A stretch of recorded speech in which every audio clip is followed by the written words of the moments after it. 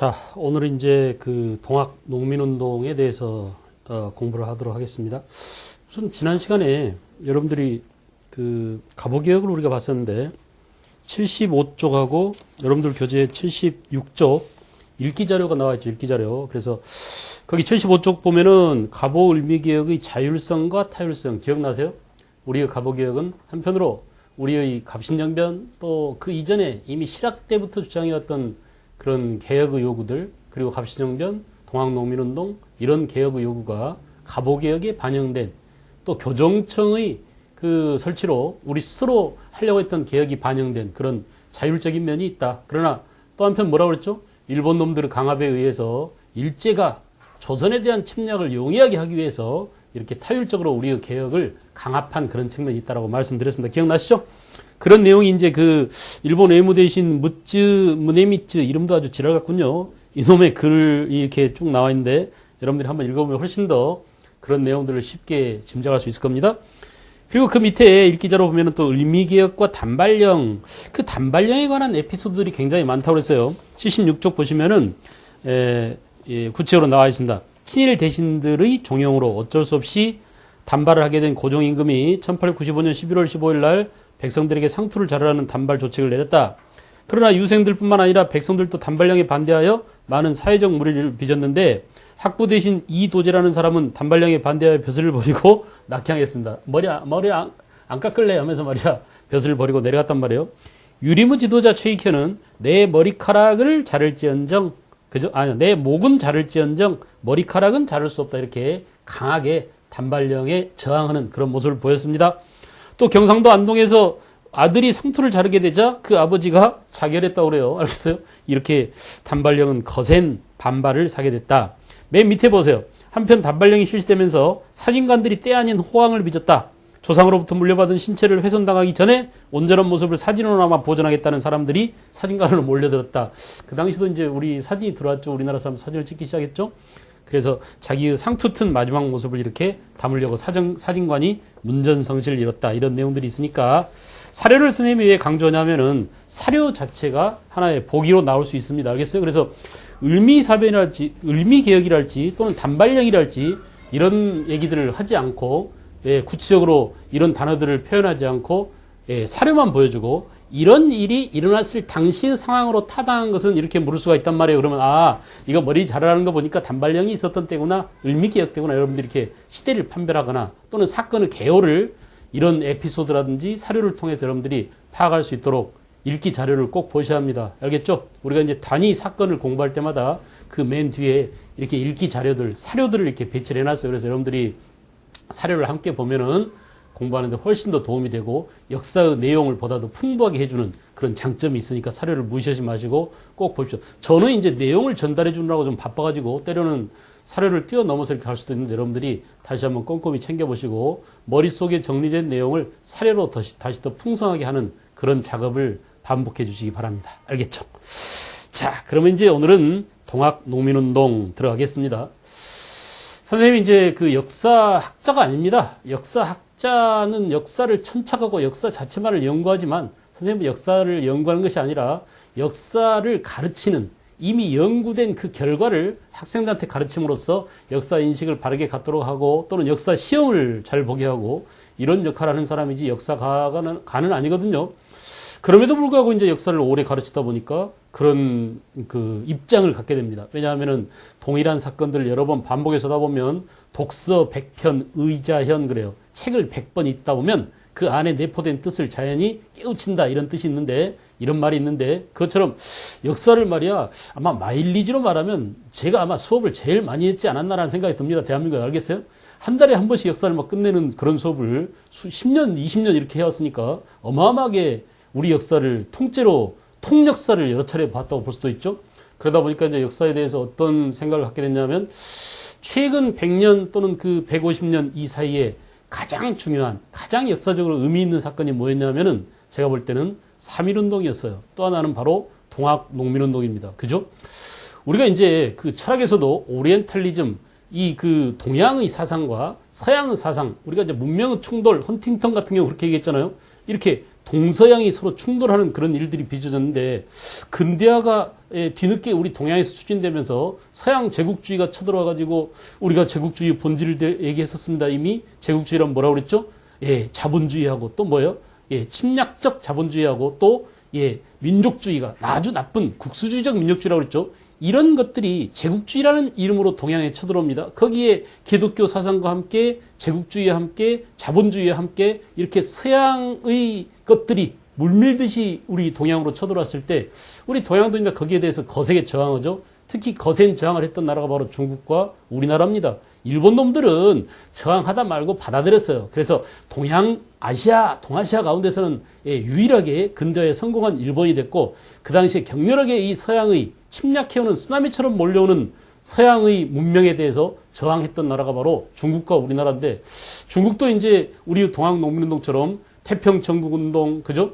이렇게 아주 비슷한 사건을 겪어갔습니다. 그러나 중국은 서양으로부터 서양에게 완전히 식민지로 전락하지는 않았어요. 반식민지 상태로 있다가 결국은 서양 세력 몰아내고 또 결국 어떻습니까?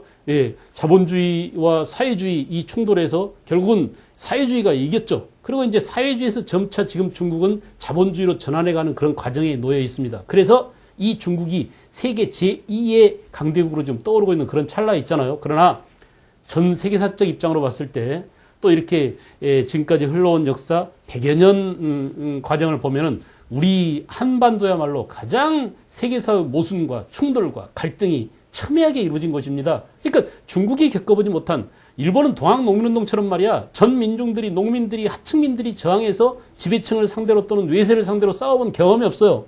중국은 싸우다가 말았습니다. 근데 우리는 정말 처절하게 싸웠거든요. 결국은 그 싸움에서 아래로부터 농민운동은 실패했습니다. 그러다 결국 이제 우리는 일본 놈들한테 식민지로 전락하고 말죠. 만약 이 동학농민운동 때의 농민들의 요구 조건이 받아들여지고 우리가 만약 이 당시에 순조롭게 계획을 했다면 아마 역사의 큰 물줄기는 완전히 달라졌을지도 몰라요. 그죠? 그러나 이제 우리는 결국 1910년 일본한테 나라를 강제로 빼앗겼지만 또 10년을 기다립니다. 그 뒤에 1919년 다시 한번 전열을 정비해가지고 동학농민운동 때 이루지 못했던 그런 반침략, 반외세, 그죠? 또는 그 반봉건, 이런 것들을 말이야, 다시 똘똘 뭉쳐서 다시 한번 또 외세에 저항했던 게 1919년 3.1운동이라고 봐요. 이 3.1운동은 우리가 나중에 가서 또 배우겠습니다만 정말 대단한 사건이었습니다. 우리 3.1운동이 인도에 영향을 주기도 하고 또 중국의 5.4운동에 영향을 주기도 하고 전 세계적으로 약소민족이 그 당시 제국주의 침략에 짓밟히고 있던 약소민족이 나아가야 될 방향과 지표를 알겠어요? 제시한 그런 대사건이었습니다.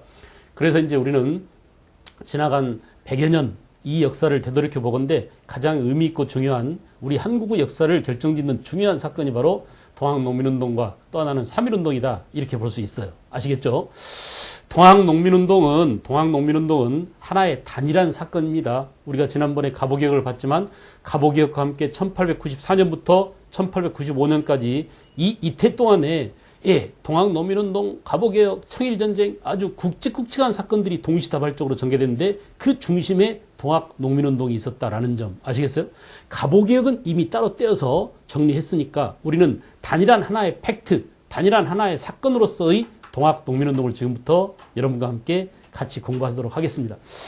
자, 우리가 이제 우리가 되게 팩트, 하나의 사건을 다룰 때 동학농민운동이라는 사건을 다룰 때 우리는 이 동학농민운동이라는 이 팩트를 어떻게 다루냐 해봐요. 여러분 벌써 저하고 몇 번 이제 했죠. 그래서 맨 먼저 다뤄야 될 게 뭐냐? 배경이 중요하다. 그죠? 그 다음에 중요한 게 뭐냐? 전개 과정이 중요하다. 이 전개 과정이야말로 실제로 우리가 동학농민운동이라고 부르는 그 팩트가 어떻게 전개되는지를 보여주는 것입니다. 알겠어요? 그래서 요게 제일 중요하고요. 알겠죠? 그리고 이제 그것이 끝난 다음에 이것이 그 다음 사건에 어떻게 영향을 주었느냐, 이것의 성격은 또 어떠했으며 이것의 의미는 무엇인가, 역사적 의미는 무엇인가, 이런 것들은 하나의 이 팩트에 대한 역사가들의 가치 평가라고 볼 수 있습니다. 알겠어요? 판단이라고 볼 수 있죠. 그래 안 그래요? 그래서 우리는 이렇게 배경, 동학농민운동 일하기 이전에 무슨 일이 있었길래 동학농민운동이 터졌느냐, 이런 것들이잖아요. 인과관계상 하나의 팩트와 그 전 팩트가 어떻게 연결고리를 가지고 있는지를 보여주는 아주 중요한 거라고 그랬습니다. 그래서 이 동학농민운동이라는 팩트를 우리가 다룰 때 이렇게 배경, 그 다음에 전개과정, 그리고 결과, 그죠? 이런 것들을 다뤄야 되는데, 자, 여러분 보십시오. 제가 지난 시간에 갑오개혁을 다룰 때도 칠판에 갑오개혁이 전개돼가는 과정을 이렇게 판서를 해두고 여러분한테 보여드렸습니다. 왜냐? 시험에 나올 때는 말이에요. 이것의 연대 문제라든지 순서 문제라든지 이 팩트 안에서 전개된 크고 작은 또 다른 팩트들에 관한 관련된 내용들이 나오는데 이 순서가 헷갈려 버리면 답을 찾기 힘듭니다. 알겠어요? 또 하나는 뭐냐? 이 순서야말로 히스토리, 스토리가 전개돼가는 과정 아니겠습니까? 이것을 여러분들이 제대로 알기 위해서는 스토리가 시간의 순서 속에서 어떻게 연결되어 가는지, 어떻게 이야기 구조를 갖고 있는지 이걸 아셔야 되는데 대개 학생들이 복잡하니까 에이씨양 그냥 외워버리자 하고 말아요. 알겠어요? 그렇게 넘어가다 보면은 나중에 다시 잊어먹게 되고 또 공부해야 되고, 알겠어요? 또 틀리게 되고 이렇게 그 악순환을 계속하게 됩니다. 그래서 오늘 제가 이제 이 부분을 중점적으로 보여드릴 겁니다. 전개 과정. 그래서 스토리를 가지고 전개 과정을 좀 잘 알아두시라. 알겠어요? 자, 본격적인 전개 과정 들어가기 이전에 동학 농민운동 백그라운드 배경이 어떻게 되느냐를 볼까요? 여러분, 우리가 갑오개혁을 다뤘던 것처럼 똑같이 다룰 겁니다. 좀 이따 다시 선생님이 파워포인트로 해서 여러분한테 또 한 번 보여드릴 거예요. 그리고 또 우리 교과서, 그죠? 우리 교재를 통해서 또 한 번 디테일하게 텍스트 기반으로 해서 다시 한번 또 보여드립니다. 여기는 뭐냐? 먼저 그러기 전에, 그 전에 여러분들이 머릿속에 스토리를 집어넣도록 하기 위해서 제가 이제 정리를 먼저 해드리겠어요. 알겠죠? 자, 우리는 동학 농민운동이라는 이 본격적인 팩트가 사건으로서 전개되기 전에 무슨 일이 일어났길래 동학 농민운동이 일어났느냐 이렇게 물을 수 있는데, 첫째 뭐냐? 첫째, 동학 농민운동이 일어나기 이전에 우리 조선은 근대적인 개혁을 단행하지 못했습니다. 갑신정변이 실패하고 그 이후로 어땠나요? 그렇습니다. 이모군란 이후에, 갑신정변 이후에 청나라 놈들이 들어와서 청은 내정 간섭이 강화됐죠.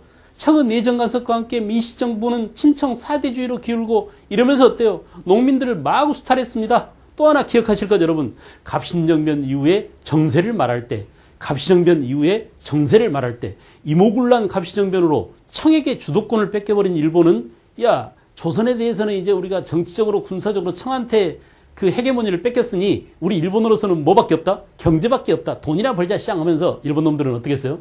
아주 그냥 조선을 내놓고 뜯어먹습니다. 그래 안 그래? 그러니까 한일 통상장정에 근거해서 조선을 일본 놈들이 완전히 지네 나라 자본주의 발전을 위한 먹잇감으로 상정해 놨잖아요. 그래 안 그래? 우리 조선이야말로 일본의 밥이야. 그래서 상품 시장화 또는 원료 공급자로 해놓고 말이지 어마어마하게 뜯어갔습니다. 알겠죠? 이런 것들이 결국은 동학 농민운동을 야기시키게 된 배경이 됐다. 알겠어요? 자, 다시 지배층의 수탈이 고조되고 있었다. 어떤 지배층입니까? 당시는 민씨 정권이죠. 민씨 정부죠. 그래 안 그래? 두 번째, 지배층뿐이 아니다. 봉건 지배층뿐만 아니라 일본 놈들의, 그죠? 일본 상인들의 수탈 또한 크게 늘어나고 있었다. 그러므로 여기에 저항해서 동학은 필연적으로 뭐냐? 지배층에 저항하는 뭐예요? 반봉건적 성격을 띠지 아니할 수가 없습니다. 아시겠나요? 그죠? 반봉건적 성격의 동학 농민운동이 일어나지 아니할 수가 없다 이거야. 또 마찬가지야. 일본 상인들은 거듭된 수탈. 오죽하면 일본 놈들이 말이야 쌀을 다 꺼내갑니다. 그래서 1889년 반공령이 일어났잖아요. 그래 안 그래? 일본한테 쌀 수출하지 마. 일본 상인한테 쌀 수출하는 새끼들 죽여버리겠어. 말이야. 함경감사 조병식이가 반공령을 일으켰잖아요. 그래 안 그래? 이와 같이 제국주의적 수탈. 그 일본의 이런 수탈에 맞서서 반외세적, 그죠? 반침략적 여러 가지 말을 다 쓸 수 있습니다. 알겠어요? 반제국주의적 다 좋아요. 그런 성격의 동학 농민운동이 일어나게 됐다. 알겠죠? 다시 말하겠어요. 항상 말이야 어떤 사건이 일어나게 된 배경 또는 어떤 사건이 일어나게 된 원인이 뭐냐라고 했을 때 이렇게 그 원인은 그 사건의 성격을 규명하는데 굉장히 중요하답니다. 아시겠나요? 그래서 다시 정리. 지배층의 봉건적 수탈에 저항하는 반봉건적 성격의 동학농민운동이 일어나게 됐다. 알겠죠? 또 동학농민운동은 일본 상인들의 수탈에 저항하는, 알겠어요? 반제국주의적, 반외세적, 반침략적 그런 성격의 동학농민운동이 일어나게 됐다. 그래서 이것이 원인 속에 그 사건의 성격이 이미 내포되어 있다, 담겨 있다라는 것을 잘 기억하십시오. 이렇게 구조적으로 알아두면 말이야 굉장히 여러분들이 사실을 이해하고 사실을 머릿속에 간직하는데 굉장히 유용합니다. 오래갑니다. 구조적으로 얽혀있기 때문에. 알겠죠? 그 다음에 이제 우리가 또 하나 빼먹을 수 없는 것은 동학농민운동은 동학과 관련이 있어요. 알겠어요? 동학 사상과 관련이 됩니다. 그래서 이 동학 사상을 특별히 좀 잘 이해하실 것. 알겠죠? 우리는 이 동학 사상이 1860년 경주의 몰락 양반 누구에 의해서 최재우에 의해서 창시되었다는 것을 이미 다 압니다. 특히 이 경주 사람 최재우가 잠반으로서 그죠? 몰락 양반을 뭐라고 그러죠? 잠반이라고 그러죠. 잠반 출신인 경주 지방의 몰락 양반 최재우가 예, 동학을 창시했다. 여러분 이제 이건 여담입니다만은 생각해 보십시오. 우리가 이제 뭐 매번 현대 사회에 와서 특히 박정희 정부 이후에 선거를 칠 때마다 경상도 전라도 이렇게 갈라져 가지고 굉장히 그런 지역 감정이 표심으로 발동되는데 우리 역사를 보면 그러하지 않아요. 알겠어요? 동학농민운동 같은 경우도 어때요? 경상도가 만든 사상을 전라도 사람들이 실천에 옮긴 겁니다. 얼마나 탄탄한 구조를 갖고 있습니까? 전라도와 경상도가 이렇게 서로 유기적으로 연관되어 있습니다. 알겠어요? 광주 민주화운동도 말이죠. 1980년 광주 민주화운동이 일어나기 전에 1979년에 마산과 부산에서 부마 항쟁이 있었어요. 이걸 공수부대들이 진압하러 갔었고 이것 때문에 박정희가 결국은 궁정동에서 그 지배층들끼리 술 처먹고 오다가 말이야 암살을 당하고 이것이 도화선이 돼서 그동안 억눌렸던 민중들의 그런 욕구가 부마 항쟁에서 이루지 못한 그것이 사실은 광주에서 터졌다라고 이렇게 볼 수 있습니다. 그러니까 전라도와 경상도가 이제 더 이상 그 지역 감정의 그런 앙금을 가지고 우리 역사를 계속 이렇게 아주 아프게 끌고 갈 게 아니라 이제는 역사를 돌이켜보면서 그래 맞아 경상도의 사상 동학이 전라도 사람들한테 영향을 줘가지고 전라도 사람들이 목숨을 내놓고 알겠어요? 동학을 실천에 옮겼구나라는 것들을 여러분들이 좀 생각을 해볼 필요가 있습니다. 최재우가 창시했었는데 최재우는 야 이 새끼야 너 괜히 이런 동학이라는 사상을 만들어서 말이야 백성들을 현혹해? 해가지고 혹세무민 말로 한번 따라서 해보십시다. 뭐라고? 혹세무민 세상을 현혹하고 백성들을 무당의 마음으로 길들인다 이런 뜻이에요. 혹세무민 알겠어요? 그래서 이렇게 혹세무민의 죄로 처형을 당합니다. 최재우가 그죠? 그러다가 이제 1870년대를 지나면서 제2대 교주인 누가요? 최시형이 등장해서 최시형이 다시 교단을 정비했어요. 그죠? 교단을 어떻게 정비했느냐? 최시형 때는 말이죠. 동경대전이라는 경전, 이게 동학의 경전이야. 말로 한번 해봐. 뭐라고? 동경대전. 알겠나요? 동경대전과 함께 또 용담유사라고 하는 동학의 뭐랄까 노래 가사집입니다. 동학을 퍼뜨리는 데 필요한 찬송가라고 볼까요? 그래 안 그래? 그래서 용담유사, 동경대전 이런 것들을 만들었어요. 이제 훨씬 더 동학이 유포되는 속도가 빨라집니다. 그래서 1880년대 이후가 되면은 동학은 충청, 전라, 경상도 특히 이렇게 삼남지방 일대로 널리 확산돼 갔습니다. 알겠어요? 삼남지방으로 동학이 확산돼 갔다. 특히 동학의 확산에 기여한 게 바로 최시형 때 교단 조직을 정비했는데 그 조직이 바로 뭐냐? 포접제라고 해요. 포접제. 그래서 되게 이제 군대로 말하면 뭐 사단 또는 뭐 연대, 대대 이런 것처럼 조직이 있다라는 것은 알겠어요? 조직적으로 활동하지 못한 1860년대 밀란은 다 깨졌죠. 근데 1860년대 세도정치, 삼정분란, 밀란 발생할 때 그 밀란적 봉기와 동학 농민운동이 차이가 나는 것은 바로 뭐 때문이다. 이렇게 조직이 있었다라는 거예요. 알겠어요? 그래서 전봉주 같은 경우도 접주입니다. 접주, 고부접주 또는 뭐 태인접주, 남원접주 이런 식으로 손아중, 김계남 또 뭐 전봉준 이런 사람들이 동학 조직의 하나의 짱이었단 말이야. 우두머리였단 말이에요. 알겠어요? 그래서 나중에는 또 남접, 북접이 있어가지고 이렇게 동학이 조직적으로 움직이고 있다라는 점. 삼남지방 일대로 널리 확산돼요. 이렇게 동학이 널리 퍼져나갔습니다. 여러분 그런데 동학을 믿는 신자들이 점점점 많아지자 어떤 일이 벌어집니까? 이제 억울하게 죽음을 당한 일대 교주인 누구? 최재우의 억울한 죽음을 사면해달라. 이런 운동이 퍼지게 되죠.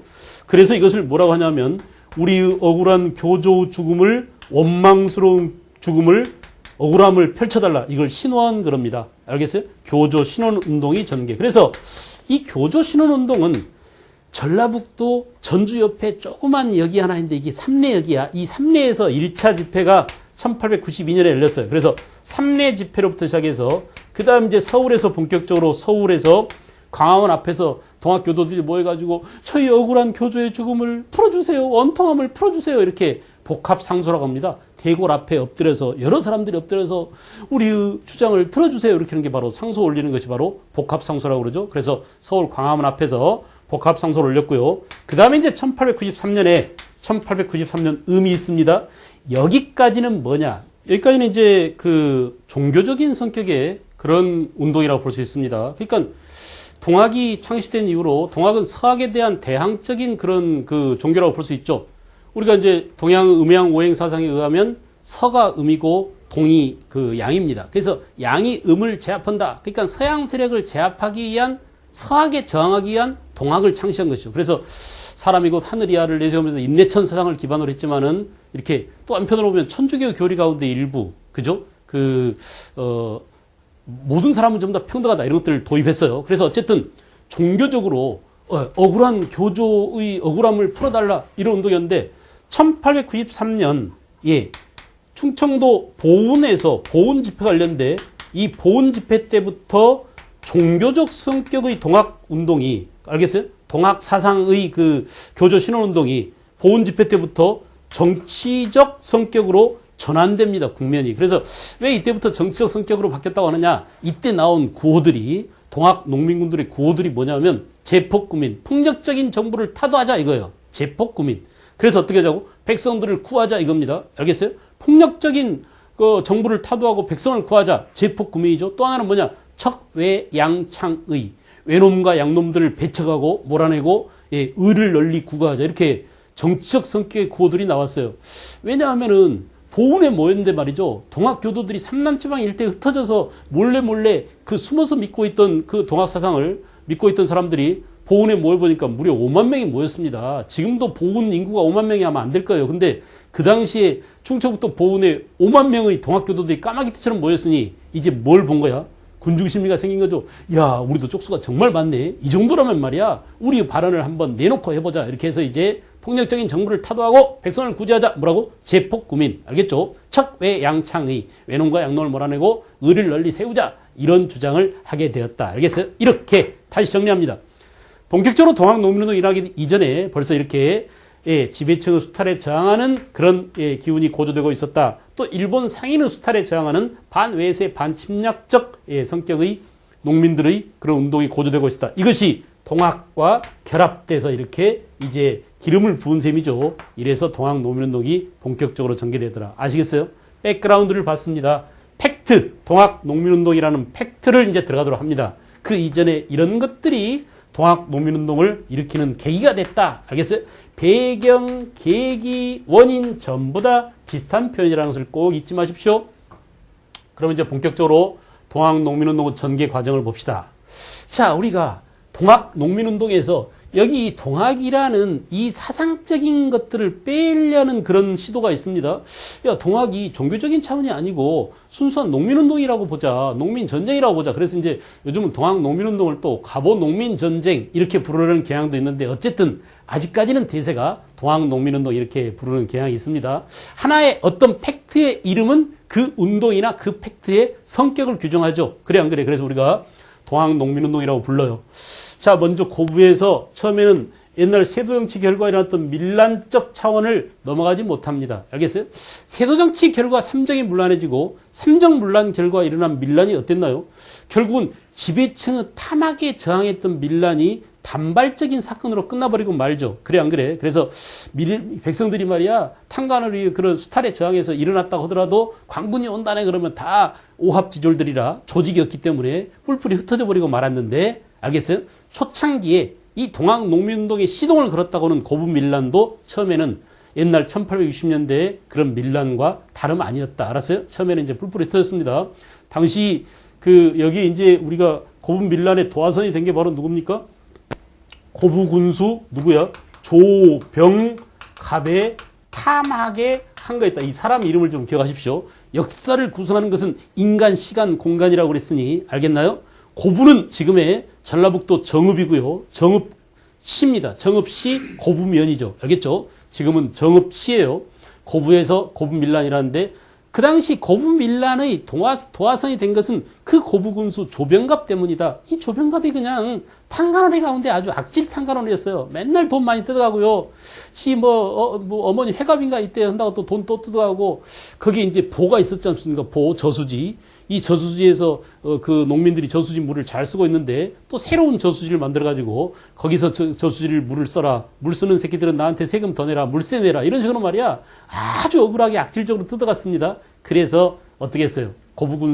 고부군수 조병갑의 탐욕에 견디다 못한 누가? 전봉준이 한 1,000명 군대를 끌고 봉기를 일으켰습니다. 이게 바로 고부밀란이죠. 그러나 이 고부밀란은 금방 진압당했습니다. 그리고 이제 고부밀란을 진압하기 위해서 이용태라는 안핵사가 옵니다. 이런 사람 이름들을 좀 잘 기억하실 것. 이용태. 서울에서 지방에 무슨 일이 있을 때 그 지방에서 일어난 그 사건을 조사하고 해결하기 위해서 임시적으로 보내는 그런 관리 이름이 안핵사죠. 안핵사 이름이 누구냐? 이용태라는 놈이 와가지고 이 고부밀란을 조사하고 처리했어요. 근데 이놈이 나쁘게 처리했어. 고부밀란을 일으키게 만든 원흉이라고 볼 수 있는 조병갑을 풀어줘 버리고 오히려 그 전봉준의 아버지를 처형하고, 알겠어요? 이렇게 억울한 처사를 했단 말입니다. 그래서 안 되겠어, 시장. 이대로 우리가 물러설 수 없어. 해가지고 전봉준이 어떻게 했어요? 사발통문을 돌렸습니다. 알겠죠? 그래서 이제 야, 우리 안 되겠다. 이대로 참다 우리 다 죽는 이보다 기왕 죽을 거 말이야. 한번 덤벼나 보자. 이렇게 해가지고 이제 그 백산에서 백산 봉기를 일으켰습니다. 이게 바로 호남 창의 대장소고, 이 호남 창의 대장소를 조직한 이후에 여기에서 그 총대장에 당시 고부 접주였던 누가? 전봉준이가, 그리고 부사령에 누구였어요? 예, 김계남, 손아중 이런 접주들이 함께 가담해서 이제 조직적인 동학의 조직과 농민군들이 서로 결합해서 본격적인 봉기가 일어났으니 이 봉기를 뭐라고? 1차 봉기, 백산 봉기를 1차 봉기라고 하고, 이 호남 창의소에서 창의문이 발표가 됩니다. 뒤에 이제 우리 교재에 나와 있으니까 여러분들 한 번씩 읽어보십시오. 알겠죠? 또 동학 농민군이 지켜야 될 4대 강령이 있었어요. 이런 것들이 전부 다 이 호남 창의 대장소에서 발표된 것들이랍니다. 그런 다음에 이 군대가 드디어 어떻게 했어요? 예, 드디어 4월 7일 날 황토현 전투에서 관군을 무찌릅니다. 이 당시 관군은 전주 관하에 있던 관병들이죠. 근데 이제 전라도 그 관군만 갖고는 이 고부 지역의 이 반란을 진압하기 힘들다라는 판단하에 정부군이 서울에서 경군이 내려옵니다. 서울 군대를 끌고 온 놈이 그 당시에 그 양호초토사인가 그래요, 이름이. 그 군대 이름이. 그래서 양호초토사 홍계훈이라는 놈이 군대를 끌고 내려와. 근데 서울에서 내려온 경군도 어디에서 박살나느냐? 4월 21일 날 전라남도 장성이죠. 장성 황룡촌에서 박살났어요. 그래서 여러분, 1차 봉기 때는 주로 동학군이 관군을 무찌릅니다. 지방 관군과 서울 관군을 다 무찔렀어요. 이 1차 봉기 때 동학군이 관군을 무찌른 전투는 전부 다 황자 들어가. 알았어? 그래서 먼저 황토제, 이 제가 고개라고 그랬죠? 현이 한자 이름이 한자, 고개의 현입니다. 그래서 황토제 전투에서도 승리, 그리고 황룡천 전투에서는 서울에서 내려온 관군을 무찌른다. 여러분, 서울에서 밀란이 일어났다고 지방에 보내지 않습니다. 옛날 언제 보냈느냐? 1811년 홍경래의 난이 일어났을 때 그때 보내고 한 번도 보내지 않았어요. 그 정도로 밀란은 소소하게 자질구레한 그런 사건들이야. 근데 이제 워낙 세게 나오니까 할 수 없이 1811년 홍경래의 난 이후 거의 몇 년 만에, 1894년 80여 년 만에 이제 다시 또 밀란을 진압하기 위해서 정부 대규모 군대가 내려오는데 그 홍계훈 군대가 와가지고 장성 황룡천에서 동학교들한테 뒤지게 깨집니다. 이게 바로 뭐라고? 황룡천 전투였다. 그리고 그 황토현 전투와 황룡천 전투의 여세를 몰아서 드디어 이제 호남의 제1관문이라고 하는 전주성을 점령합니다. 전주하고 나주가 합쳐져서 전라도가 되죠. 전주, 나주가 합쳐져서. 그래, 안 그래? 이 호남의 본영이라고 할 수 있는 전주성이 점령이 되고, 결국은 전주성 점령 이후에 뭘 했어요? 전주 화약을 맺게 됩니다. 알겠죠? 정부와 동학농민군이 전주 화약을 맺게 돼요. 그런데 그 당시 정부는 누구냐? 그 당시 정부는 민씨정부 아니겠습니까? 근데 이 민씨정부는 말이야, 안 되겠다, 이거. 우리 관군의 힘만으로는 안 되겠어. 관군의 힘만으로 안 될 때 누구한테 원조를 요청하겠어요? 청나라죠. 이모곤란 때도 민씨를 도와서, 갑신혜한테도 또 위급해진 민비를 도와준 게 청나라 아니었습니까? 그래서 민씨정부는 청한테 원조를 요청했어요. 청의 원조를 요청했다. 이거 청에게, 알겠죠? 청에게 민씨정부가 원조를 요청. 그래서 민씨정부의 원조 요청을 받아들여서 청나라 군대가 5월 5일, 음력이라고 그랬습니다. 어린날 아니에요. 알겠죠? 아산만에 상륙했고요. 그 다음에 바로 그 이튿날, 다음날 기회를 엿보고 있던 일본군도 잽싸게, 인천항에 상륙했어요. 여러분, 이 대목에서 청나라 군대가 조선에 들어오면 일본 군대도 조선에 따라와야 된다라고 하는 게 뭐죠? 갑시정변 이후에 맺어진 텐진 조약의 근거에서. 알겠어요? 그래서, 청나라 군대와 일본 군대가 조선에 동시에 주둔하게 됐습니다. 알겠죠? 이제 청일 전쟁이 일어나기 일촉즉발, 알겠어요? 그런 상황이 전개되게 됐습니다. 자, 그러자 이제 허겁지겁 어때? 동학 농민군들도 안 되겠다 이거 우리 조선을 무대로 떼놈들하고 쪽발인 놈들하고 전쟁을 일으키면 우리 조선이 초토화돼. 그러니 전쟁을 막기 위해서 정부군과 화해를 하자. 이렇게 해서 전주에서 화약을 맺게 된 거다 이거야. 알겠어? 그래서 폐정개혁 12개조에 합의를 했습니다. 합의. 화해를 했다 이런 얘기예요. 알겠죠? 그 화해 내용이 뭐냐? 바로 동학농민군의 요구 조건을 담은 폐정개혁 12개조에 합의를 하고 이때 이제 동학농민군은 뭐야? 알겠어요. 당신들이 우리들의 요구 조건을 들어준다고 했으니 우리는 전국 각지에 뭐를 세우고 집강소를 세우고 처음에는 이 집강소가 도소라고 그랬습니다. 도소. 모일 도자죠. 모이는 장소예요. 근데 이것을 집강소라고 해서 집강소를 설치하고 이 집강소는 동학군들의 개혁을 실천하기 위한 동학농민군 스스로가 자기네들의 요구 조건을 자기네들 손으로 실천하기 위한 동학농민군의 자치적 민정기관이야. 우리가 이것을 프랑스 혁명으로 비유하자면 파리꺼면쯤 되는 거나 무정부 상태죠. 정부 힘 필요 없어. 우리가 개혁을 단행할 거야. 우리 손으로 양반들을 처결하고 그들이 갖고 있던 땅을 재분배하고 곡간을 털어서 농민들한테 그 곡식을 나눠주고 이런 것들을 직접 하겠다는 얘기입니다. 알겠죠? 이렇게 집강소를 설치하고 그래서 이 집강소를 언어적으로 표현할 때 동학농민군의 자치적 민정기관이라고 말합니다. 잘 기억해 두세요. 말로 한번 해보자. 뭐라고? 동학농민군의 자치적 민정기관. 폐정개혁을 실천하기 위해서 농민군들이 스스로 만든 자치적 민정기관이라고 볼 수 있죠.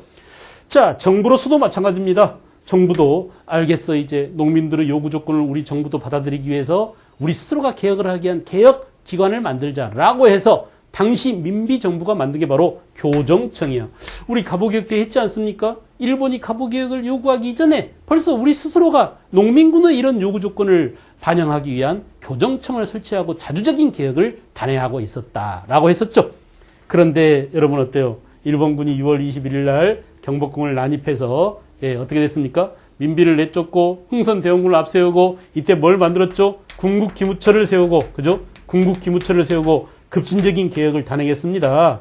이때가 바로 제1차 무슨 내각이라고? 김홍집 내각이 수립되고 갑오개혁이 이때 추진됐습니다. 1차 갑오개혁이 추진됐습니다. 알겠죠? 일본의 궁성 난입 이후에 갑오개혁이 추진됐다. 그죠?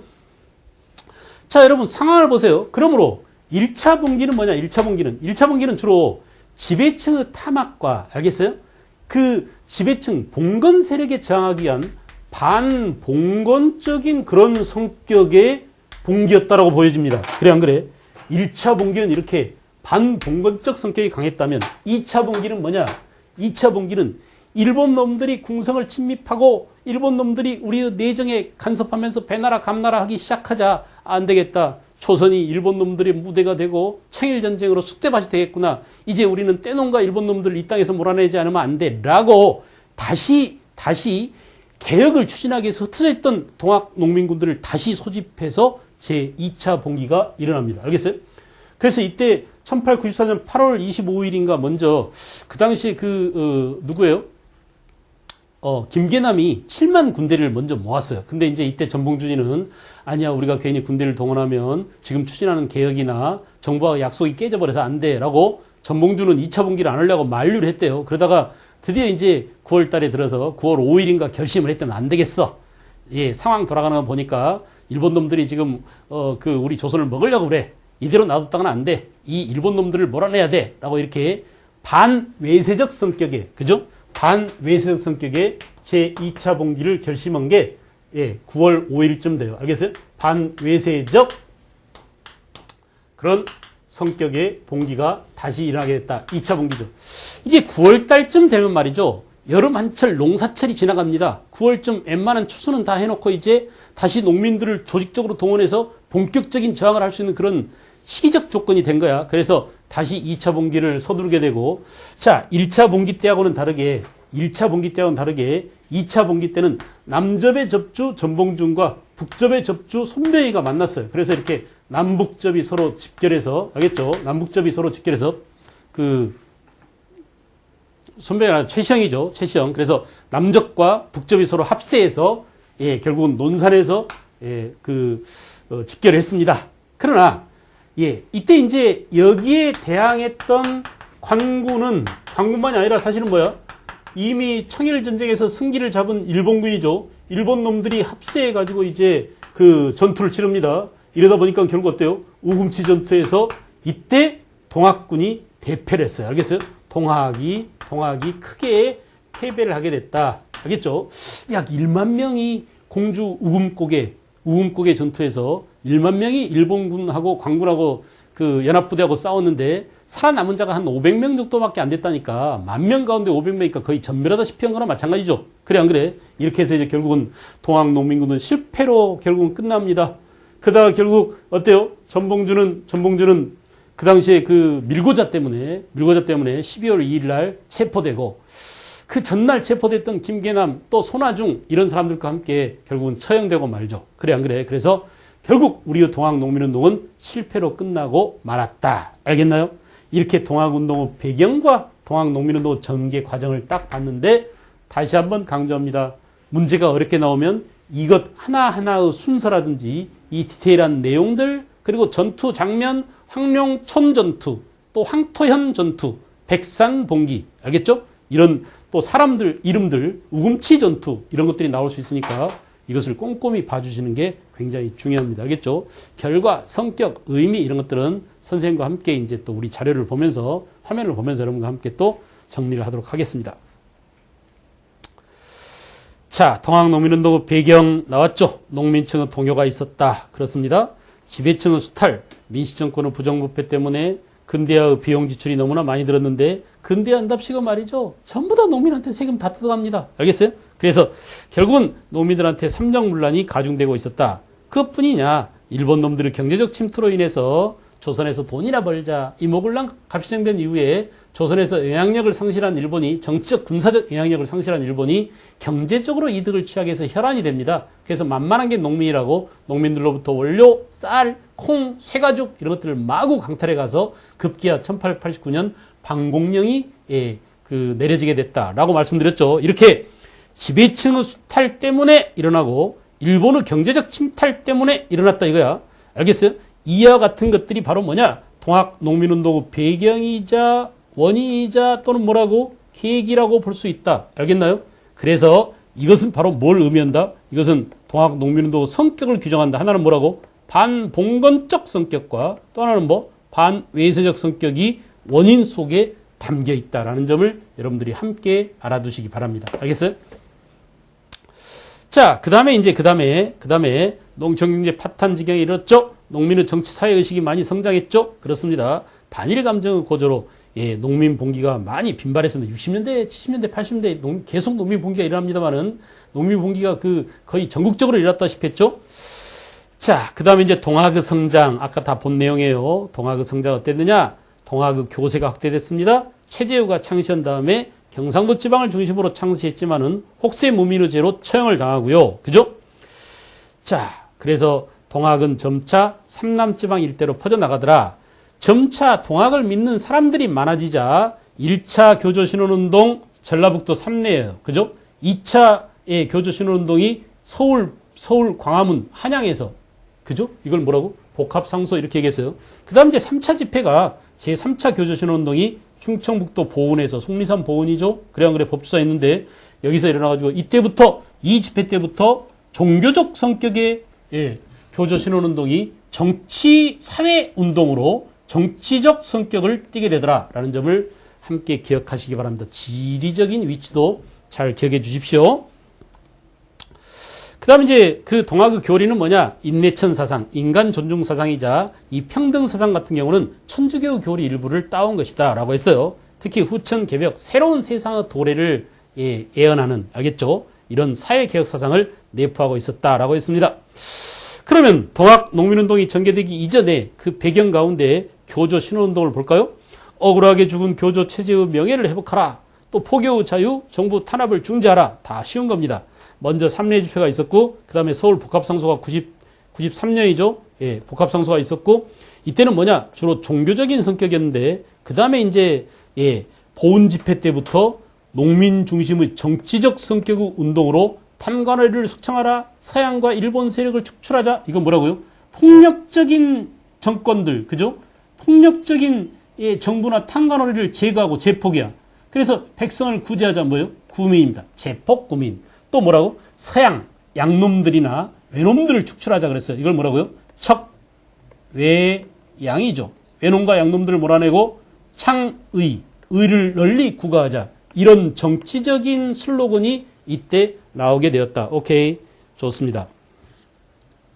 그 다음에 이제, 고부밀라는 본격적인 동학 농민운동 이전 단계죠. 그래서 1894년 1월 10일에 고부밀라는 고부군수 이름 누구라고? 조병갑 때문에, 이놈들의 행포 때문에 그랬죠?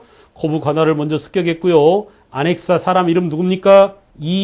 이용태 기억나시죠? 이용태가 안핵사로 왔었고. 자, 그 다음에 이제, 다시 고분밀란이 끝난 이후에 정부 처사가, 이용태 안핵사의 처사가 잘못돼가지고 전봉준이 사발통문을 돌렸습니다. 사발을 뒤집어 엎어가지고 이렇게, 알겠어요? 사발을 뒤집어 엎어가지고 사람들 이름을 쫙 쓰면은 누가 주모자인지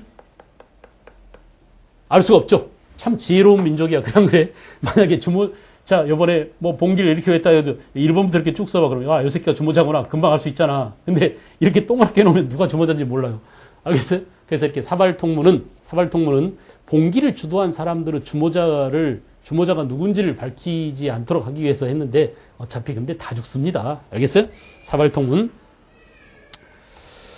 자, 1차 봉기는 뭐냐? 1차 봉기는, 그 관구를 격퇴하고 이 관구를 격퇴한 전투가 뭐라고 그랬어요? 황토현 전투, 나중에 황룡천 전투. 순서를 먼저 알아두실 것 알겠나요? 먼저 황룡천 전투, 지방 관군과 싸워서 이겼고, 먼저 황토현 전투가 관군과 싸워서 이겼고, 황룡천 전투는 서울에서 내려온 홍계운의 경군과 싸워서 이겼다라는 점, 그죠? 그 다음에 정부 요청으로 청군이 파견됐습니다. 텐진 조약에 근거해서죠. 그래서 일본군이 따라서 들어왔다. 군사적 동등권을 확보한 일본이 갑성변 이후에 텐진 조약으로 우리도 따라 들어갈 거야 그랬어요. 이 청나라 군대는 우리가 불러서 왔으니까 명분이 있잖아. 일본 놈들은 부르지도 않는데 괜히 따라왔어. 텐진 조약을 근거로. 알겠죠? 그래서 나중에 명분이 없었습니다. 교정청을 세운 민비가 야 너네 왜 왔어? 나가 하니까 어때요? 일본 놈들이 강제로 경복궁을 점령하고 민비 네가 나가. 민비를 쫓아내고 대신 대원군을 앞세우고 궁극기무처 설치하고 일본 멋대로 가보격을 추진하려고 했었다. 오케이. 그래서 2차 봉기가 일본 놈들을 몰아내기 위한 반외세적 성격의 2차 봉기가 전개됐다라고 했습니다. 됐나요? 그 다음에 이제 1차 봉기가 이렇게 반봉건적 성격이었다면 2차 봉기는 뭐냐? 2차 봉기는 여기 우리가 이미 팩트들을 시간 순서대로 정리해놨는데 이것이 이렇게 지도에서 나올 수 있으니 여러분들이 이 지도를 꼼꼼히 보시고 잘 관찰해 주시기 바랍니다. 알겠죠? 어떤 책에는 일본군의 상륙 시기를 1894년 5월 9일로 해놓은 책도 있는데 5월 6일이 맞습니다. 알겠나요? 그리고 전부 다 음력이라는 사실. 알겠죠? 어떤 교과서 보면 또 양력으로 돼 있어가지고 선생님 되게 헷갈려요 막 그러는데 음력으로 일단 통일합니다. 태양력을 사용한 게 언제라고? 언제부터요?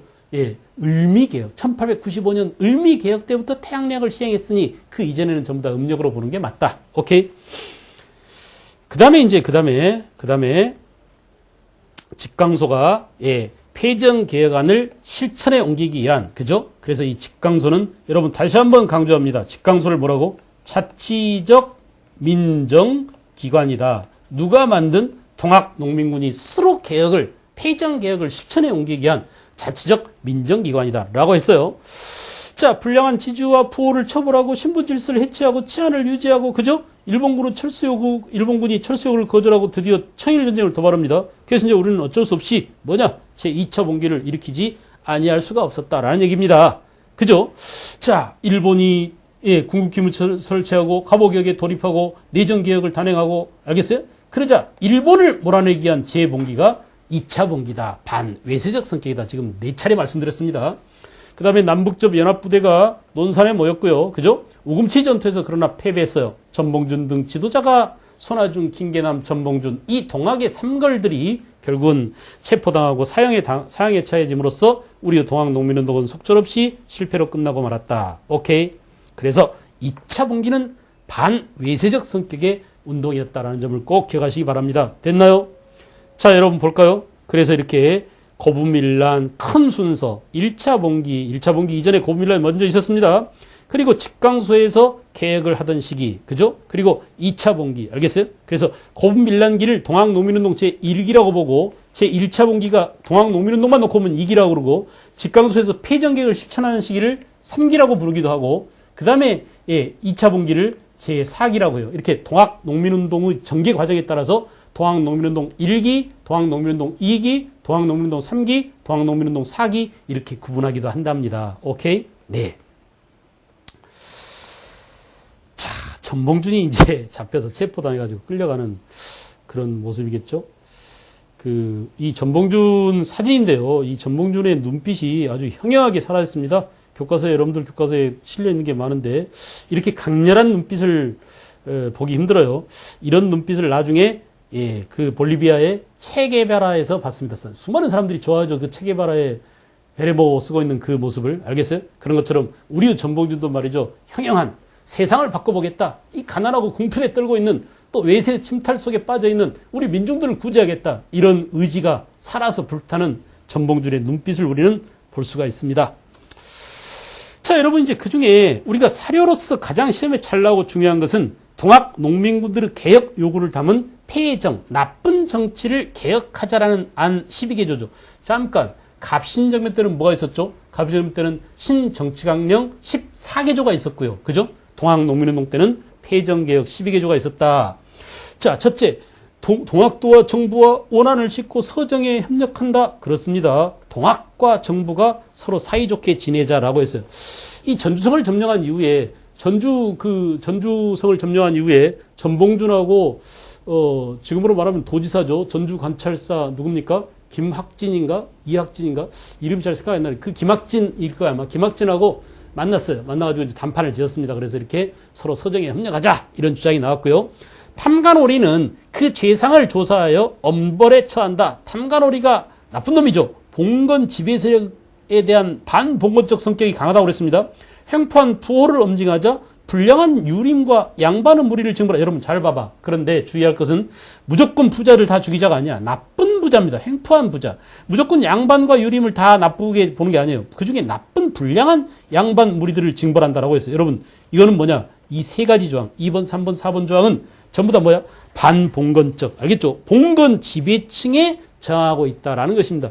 실제로 이제 우리 동학농민운동이 전개되면서 무슨 일이 벌어졌냐면 유생들도 말이죠. 유림들이나 이 양반들도 민보군이라는 군대를 만들어서 알겠어요? 양반들의 그 이익을 지키기 위해서 동학군과 싸웠습니다. 그러니까 우리가 정부군과 동학농민군이 정부군과 일본놈하고만 싸운 것이 아니라 사실은 양반 유림들이 만든 알겠죠? 지배층들이 자신의 지위와 자신의 재산을 지키기 위해서 만든 민보군과도 싸웠다라는 것을 염두에 두셔야 돼요.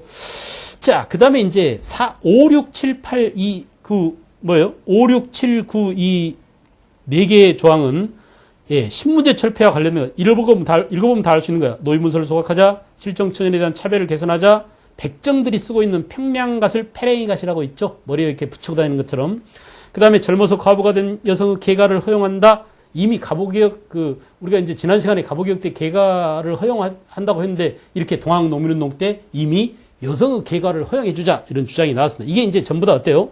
관리의 채용에는 지벌을 타파하고, 지벌을 타파하고, 인재를 널리 등용하자. 이게 전부 다 신분제 폐지와 관련된 것들인데, 이 봉건적 신분제를 폐지하자, 봉건적 악습을 개선하자라고 하는 것들이 전부 갑오개혁 때 잘 반영됐습니다. 알았어요? 그러니까 동학농민운동 당시 농민들의 주장이 가보개혁에 제일 잘 반영된 게 뭐라고 그랬죠? 신분제 폐지다 이거야. 알았어요? 봉건 악습을 타파하자. 기타 무명 잡세를 전부 다 폐지하자. 공사처를 막론하고 농민들이 빚어서 쓴 것들을 전부 다 무효로 하자라는 얘기입니다. 토지를 평균하여 분작하자. 드디어 이렇게 나왔습니다. 토지를 농민한테 고르게 나눠달라는 주장은 여러 개혁안들이 있지만 그중에 동학농민운동 하나밖에 없습니다. 알았어요? 그러니까 토지를 평균하여 분작하자 이게 나오면 무조건 동학농민운동 당시 폐정개혁 12개조 주장이다 라고 여러분들이 생각해도 돼요. 알겠어요? 그래서 이 8번 8조항, 11조항, 12조항은 농민생활 안정을 위한 조세제도 개혁과 농가부채 탕감을 위한 개혁과 토지제도의 개혁 이것이 담겨있다. 특히 토지제도 개혁에 아주 유념해 주시기 바랍니다. 다른 개혁안과 구분을 짓는 가장 필수적인 요소라고 볼 수 있죠. 그죠? 기타 이제 외와 내통한 자는 엄지간다. 여러분 생각해 보세요. 이 폐정개혁 12개조가 발표된 게 본격적으로 일본 놈들이 개입하기 이전입니다. 그래서 일본에 대한 내용은 별로 없어요. 왜냐? 제1차 봉기가 반봉건적 성격이 강하기 때문에 봉건 지배층이나 봉건 악습을 타파하자는 그런 개혁안이 많았고 그래도 일본에 대한 외화와 내통하는 자는 엄지간다라고 하는 것이 하나쯤은 있죠. 알겠죠? 이미 동학농민운동이 일어나기 전에 일본 상인들의 농민에 대한 수탈이 워낙 심했기 때문에 알았어요? 외화와 내통하는 자는 엄지간다. 이제 장차 제2차 봉기 때 반외세적 성격의 그런 봉기가 또다시 일어날 것임을 예고해 주는 거나 마찬가지랍니다. 반침략, 반외세적 성격은 10번 조항 외와 통하는 자는 엄지간다. 이거 하나밖에 없다는 사실. 오케이? 우리는 이렇게 이제 폐정개혁 12개조를 살펴봤습니다. 자, 동학농민운동의 의의와 영향 여러분 볼까요? 동학농민운동은 이렇게 원인 봤습니다. 전개 과정을 디테일하게 봤습니다. 그리고 뭐예요? 이제 그 영향, 성격입니다. 오케이? 자, 동학농민 전쟁의 성격, 동학농민운동 성격은 뭐냐? 산발적이고 비조직적인 농민 분기가 동학이라는 조직과 결합되면서 보다 더 조직적인 그리고 농민의 전쟁 상태로 돌입하게 됐다. 알았어요? 동아시아에서 격렬하게 한편으로 서양 세력과 충돌하는 서양을 가장한 일본이죠. 어떻게 보면은 알겠어요? 그런 모습을 보입니다.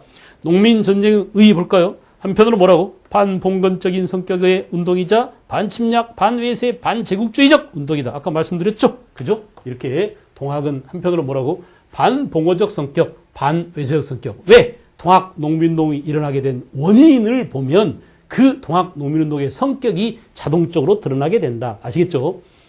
그래서 노인문서를 소각하라, 토지 평균적인 분작 이런 것들은 전부 다 반봉건적 운동이고 내용이고 이 반봉건적 성격의 이런 주장들이 갑오개혁 때 그대로 관철됐다는 것을 우리는 이미 다 봤습니다. 그죠? 그래서 갑오개혁에 영향을 가장 많이 주었다. 또 하나는 뭐냐? 기존의 봉건 질서를 해체시키는 데 기여했다. 동학농민전쟁의 의미입니다. 동학농민운동의 의미예요. 한편으로 뭡니까? 반침략, 반외세 운동이었다. 일본의 침략을 물리치려는 하나의 민족운동의 다름 아니었다. 알겠죠? 그래서 그 이후에 의병투쟁에 영향을 줍니다. 다시 정리. 동학농민운동은 반봉건적 성격은 어디에 영향을 준다고? 그렇습니다. 갑오개혁에 직격탄으로 영향을 줍니다. 동학농민운동 반외세적 성격은 어디에 영향을 준다고? 의병투쟁에 영향을 줍니다. 이 점을 꼭 기억하실 것. 관계, 인과관계 잘 나옵니다. 알았어요? 알겠죠? 다시 말씀드리겠습니다. 동학농민운동의 반봉건적 성격은 어디에? 갑오개혁을 하게 만들었고 동학농민운동의 반외세적 성격은 의병으로 연결돼 간다. 오케이?